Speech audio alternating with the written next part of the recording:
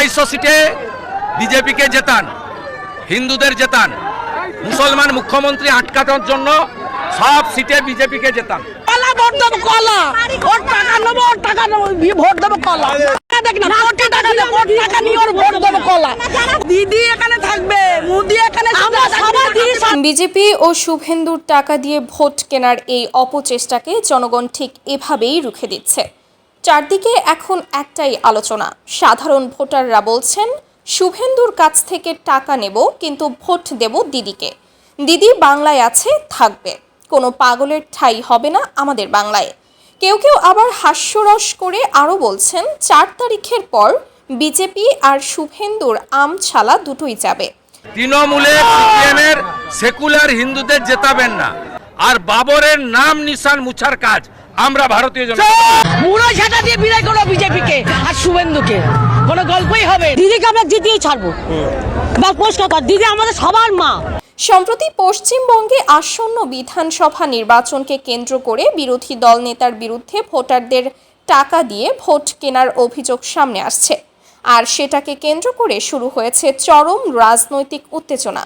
সাধারণ মানুষের অভিযোগ, বিজেপির বিতর্কিত নেতা শুভেন্দু অধিকারী টাকা দিয়ে ভোটের ফলাফল নিজের অনুকূলে নেওয়ার চেষ্টা করছেন। আসন্ন নির্বাচনকে ঘিরে এমন অনিয়মের অভিযোগও উঠছে বিভিন্ন মহল থেকে। তবে এ বিষয়ে নির্বাচন কমিশনের ভূমিকা নিয়েও প্রশ্ন তুলছেন অনেকেই। যদিও এসব অভিযোগকে সম্পূর্ণ ভিত্তিহীন বলে উড়িয়ে দিচ্ছে পশ্চিমবঙ্গ বিজেপির উচ্চ পর্যায়ের নেতৃবৃন্দ। তবে অনেক রাজনৈতিক বিশ্লেষকের মতে ভোটারদের টাকার প্রলোভন দেখিয়ে ভোট প্রভাবিত করার চেষ্টা নির্বাচন ব্যবস্থার পরিপন্থী এবং এটি একটি গুরুতর আইনি অপরাধ। এ বিষয়ে নির্বাচন কমিশনের উচিত দ্রুত ও কঠোর পদক্ষেপ গ্রহণ করা। অনেকে মনে করেন ভোট একটি পবিত্র আমানত।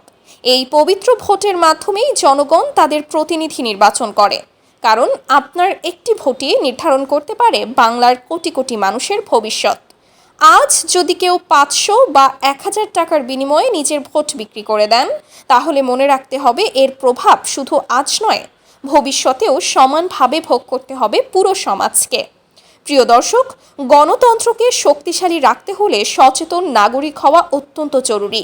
ভোটের দিন কোনো প্রলোভন নয়, বিবেকের ভিত্তিতেই সিদ্ধান্ত নিন। আপনার একটি মাত্র ভোটই বদলে দিতে পারে একটি অঞ্চলের ভবিষ্যৎ। তাই সাবধানে, সচেতনভাবে এবং দায়িত্ব নিয়ে ভোট দিন। এই ধরনের রাজনৈতিক অনিয়ম সম্পর্কে আপনার কি মতামত অবশ্যই কমেন্টে জানাবেন। আর এমনই গুরুত্বপূর্ণ রাজনৈতিক বিশ্লেষণ পেতে বার্তা পশ্চিমবঙ্গ চ্যানেলটি সাবস্ক্রাইব করে পাশে থাকুন।